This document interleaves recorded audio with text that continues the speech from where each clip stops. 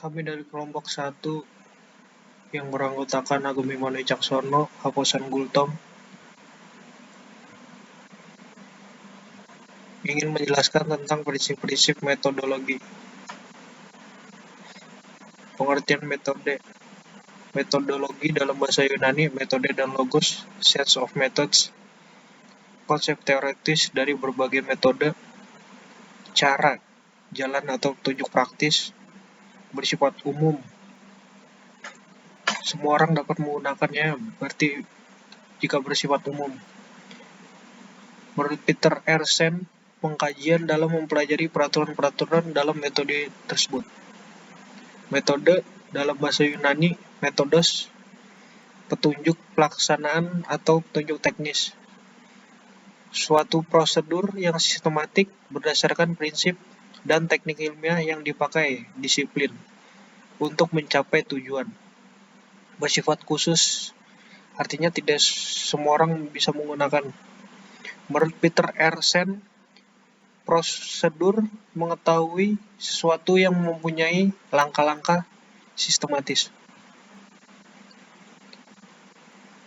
Metodologi adalah ilmu-ilmu atau cara yang digunakan untuk memperoleh kebenaran menggunakan cara tertentu dalam menemukan kebenaran.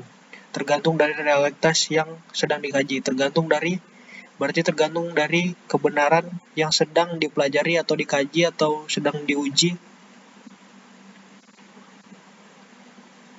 Prinsip-prinsip metodologi. 1. Mengkaji perihal urutan langkah-langkah yang ditempuh agar pengetahuan yang diperoleh memenuhi ciri-ciri ilmiah. 2. Asumsi yang melatar belakangi metode.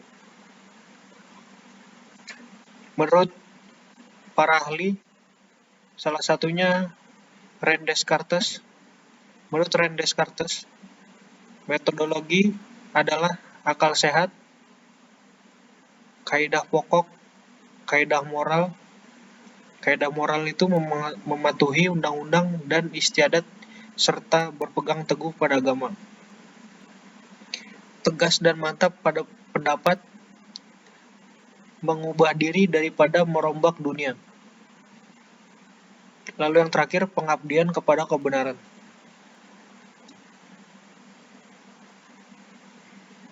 Dan menurut René Descartes, salah satunya metodologi itu dualisme. Dualisme ada dua, res cogitans, jiwa bernalar, res extensa, jasmani yang meluas. Dan ada lagi dua jenis pengetahuan, pengetahuan spekulatif,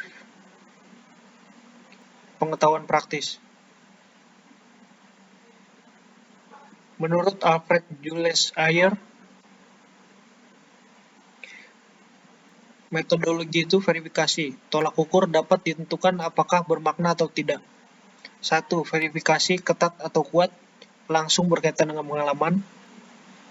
Lalu yang kedua, verifikasi longgar atau lemah, akan dapat diwujudkan oleh pengalaman. Menurut Karl Raimund Popper, metodologi adalah falsifikasi. Tak ada kebenaran berakhir, setiap teori selalu terbuka untuk digantikan oleh teori yang lebih tepat. Jadi mungkin maksudnya nggak ada kebenaran yang stop di situ aja, setiap teori selalu terbuka.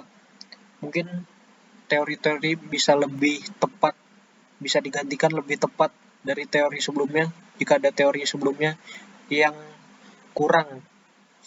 Setelah ada teori yang lebih tepat, mungkin bisa diganti, terbuka untuk digantikan. Metode induksi, karena pengamatan berulang-ulang akan menjadi hipotesa, dikukuhkan dengan bukti empiris yang berhasil dibenarkan, justifikasi, akan berubah menjadi hukum. Prinsip falsifiabilitas, sebuah pernyataan dapat dibuktikan kesalahannya. Menurut Michael Polanyi, pengembangan ilmu pengetahuan menuntut kehidupan kreatif masyarakat ilmiah yang pada gilirannya didasarkan kepada kepercayaan akan memungkinkan terungkapnya kebenaran yang hingga kini masih tersembunyi. Artinya ilmu pengetahuan itu menuntut masyarakat kreatif pada kepercayaan akan memungkinkan terungkap.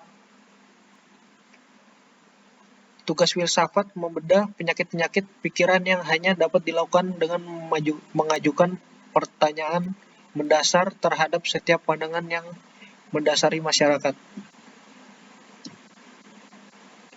Menurut Michael Polanyi juga, tujuan dari metode Meutika Techne yaitu untuk menemukan alternatif-alternatif baru bagi hidup manusia sebagai manusia dan masyarakat.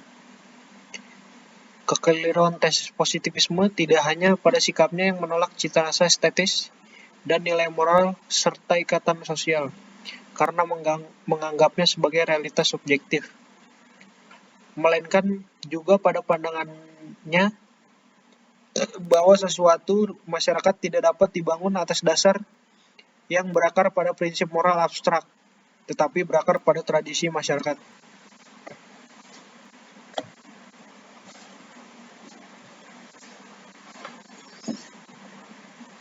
Oke, kita lanjut dengan Kelpolani secara struktur.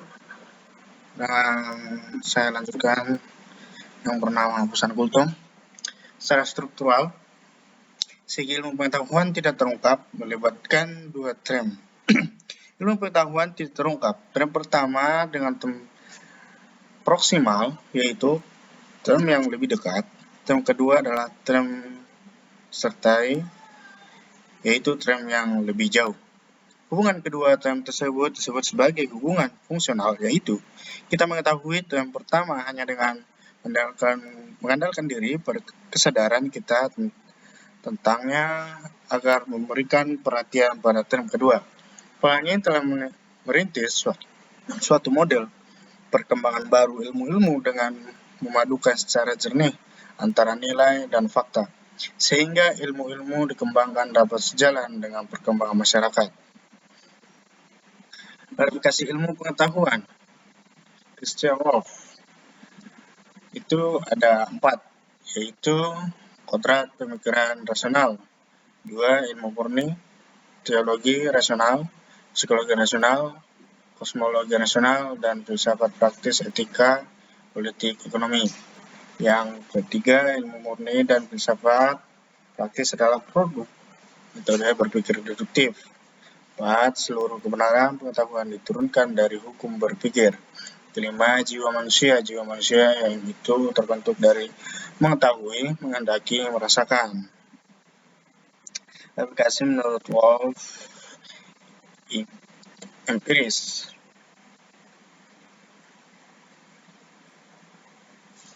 Empiris adalah suatu sumber pengetahuan yang diperoleh dari observasi atau percobaan. Empiris, informasi yang kebenaran suatu kepercayaan dan membenarkan atau kebohongan suatu klaim atau empiris.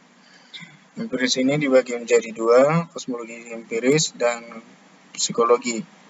Kosmologi itu adalah ilmu yang mempelajari evolusi dan pembentukan alam semesta. Seperti dalam ilmu lain, ada hubungan antara teori dan eksperimen dalam kosmologi. Kosmologi itu psikologi yang mempelajari peristiwa berdasar eksperimen-eksperimen, namun karena objek yang dipelajari dapat dilihat oleh indera kita, maka psikologi ini juga disebut sebagai psikologi nyata. Klasifikasi menurut Wolff.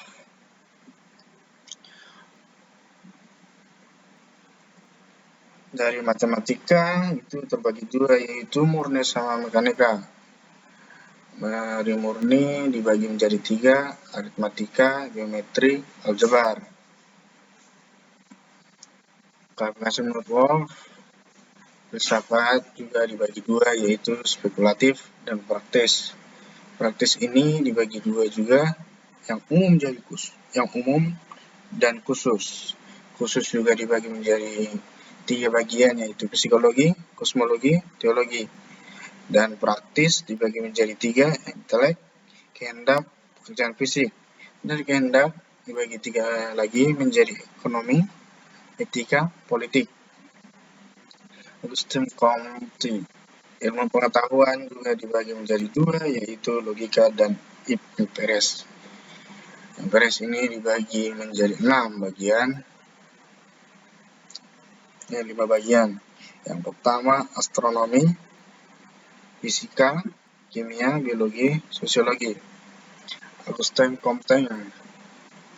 Filsafat itu juga dibagi 2 menjadi metafisika, filsafat ilmu. Filsafat ilmu juga dibagi menjadi 2 bagian, yaitu umum sama khusus. Karl Raimund Popper. Dalam dunia kedua dan dunia pertama, kenyataan fisik dunia, kenyataan fisik dalam diri manusia, karya ilmiah, studi ilmiah, penelitian ilmiah, dan hipotesa hukum teori. Thomas S. Kuhn. Paradigma dalam masa normal Kinsey, juga anomali dan paradigma baru, revolusi ilmiah. Jargon Habermas. Dari sifat ilmu dia menurunkan empiris, itu historis, hermeneutis, sosial kritis. Dari jenis ilmu alam dan sosial empiris, humaniora, ekonomi sosiologi, politik. Pengetahuan yang dihasilkan itu menjadi informasi, interpretasi, analisis, akses KPD, realitas, observasi, memahami artifial bahasa, self-revelation. Tujuannya yaitu penguasaan teknik. Penguasaan teknik ini menjadi atau mencari kebenaran. Itu juga dengan pengembangan intersubjektif, yaitu mencari kebenaran dan mencari subjeknya supaya bisa mengembangkan teori-teori yang dicari. Pembahasan kesadaran non-reflektif. Sebagai penutup, kita ada 3 bagian, yaitu pada satu pihak terdapat perkembangan dalam tubuh ilmu pengetahuan. Di pihak lain, spesialisasi ilmu yang makin menajam menampakkan disharmoni hubungan antar disiplin ilmu. Yang kedua itu, ilmu pengetahuan bukan barang jadi yang selesai dalam sekali proses. Yang ketiga, ilmuwan dan filsuf melibatkan diri yang menuntun sikap kritis dan kreatif untuk menjawab tantangan zaman. Begitulah hasil dari presentasi kami mengenai prinsip-prinsip metodologi.